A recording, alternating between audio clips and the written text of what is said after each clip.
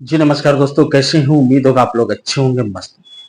जी हाँ दोस्तों, आज मैं एक माता पिता की एक प्रेरक कहानी लेके आया हूं आप लोगों के लिए।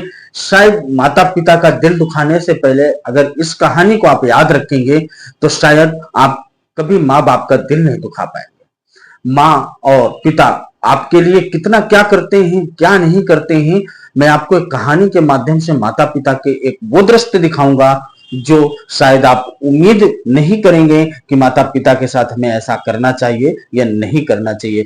ये प्रेरक कहानी के माध्यम से आप पूरी वीडियो को देखें और वीडियो को पूरा देखकर इस बात को समझें कि सत्य में माता पिता का दिल दुखाना हमारे लिए हानिकारक है या फिर हमारे लिए फायदा है।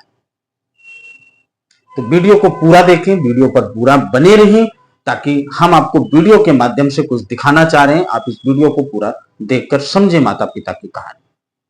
जी हाँ दोस्तों, एक बार की बात है, एक बूढ़ा बाप और एक बेटा, दोनों लोग आपस में बहुत प्यार था पिता और बेटे में।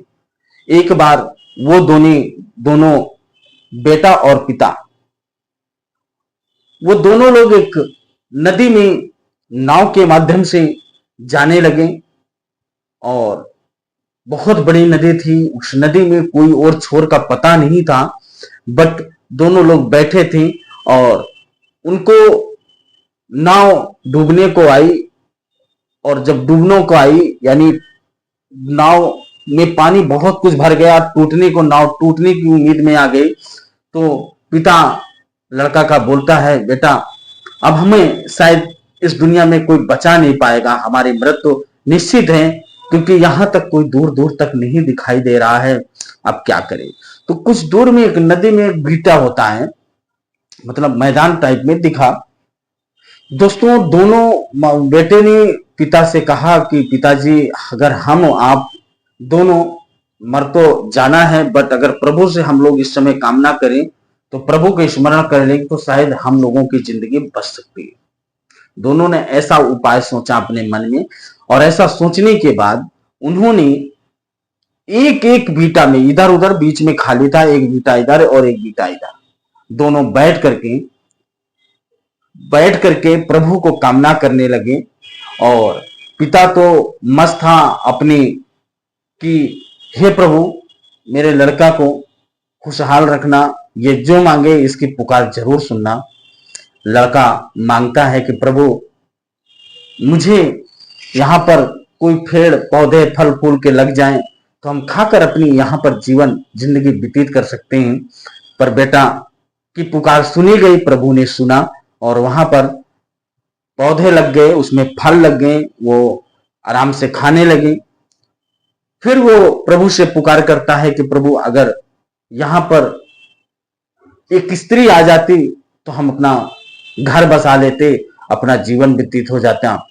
तो प्रभु फिर भी सुन लिए, स्त्री भी आ गई। नेक्स्ट टाइम उसने मांगा कि प्रभु अगर एक नाव आ जाती तो हम यहां से निकल के चले जाते, अपना घर द्वार बनाते और घर परिवार बसाते, जिंदगी अच्छे से बीतती। अब लगता है हम दोनों का फिर अंतिम समय आ गया है। नाव आ गई, नाव में बैठ करके दोनों प्राणी लड़की और वो चले गए। जैसे कि चल दिए, कुछ दूर गए तो आकाशवाणी होती है कि बेटा क्या अपनी हमारा अंतिम समय नजदीक है, भूल जाओगे? क्यों न हम ईश्वर की प्रार्थना पिता को नहीं आप लाओगे? उन्होंने दोनों टापू आपस में छोड़ो ना, पिता की क्या जरूरत है, पिता और जैसा कर रहे हैं उनको भोगने दो, दोनों ही अलग अलग उनके कर्मी का फल मिलने दो।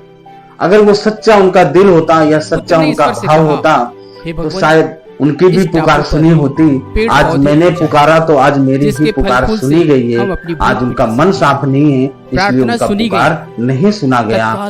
तो आकाशवाणी कहते हैं बेटा ये तुम्हारी भूल है, ये तुम्हारी सोच है, पिता ने क्या मांगा है ये चीज आपको मालूम है? चमत्कार हो गया। आकाशवाणी के माध्यम से बताया जा रहा है कि पिता ने यही कहा है कि बेटा मेरा जो कुछ मांगे प्रभु उसकी पुकार जरूर सुन लेना और वो बड़ों का आदर करना सीखें और बड़ों का आशीर्वाद रहे और हम बूढ़ों का और माता पिता का सदा आशीर्वाद लेते रहें और उनकी छत्र छाया में पलते रहें। उसने ऐसा ही किया। ये आकाशवाणी उसने बताए और पिता की बातें सुनकर उसने यहाँ से बाहर निकल सके। अपने आप में गर्व महसूस किया कि अगर मेरे पिता ने ऐसा महसूस किया, ऐसा बोला तो उनकी मुझे पूजा करनी चाहिए, उनका आशीर्वाद लेना चाहिए। तो दोस्तों कभी भी आप अगर माँ बाप के आशीर्वाद से जीवन जीते हैं तो याद रखिएगा कभी भी आपको कोई भी मनुष्य या कोई भी आपका बाल बांका नहीं कर पाएगा, क्योंकि धरती में सबसे बड़े ईश्वर और देवी हैं तो माँ और पिता। कभी इनका दिल नहीं दुखाना, उनके आशीर्वाद लेके रखेंगे तो सदा आपको सहारा। तो उन्हें इसका फल भोगना। जय माता जय बगलामुखी। जी हाँ दोस्तों, एक बार की बात है बेटा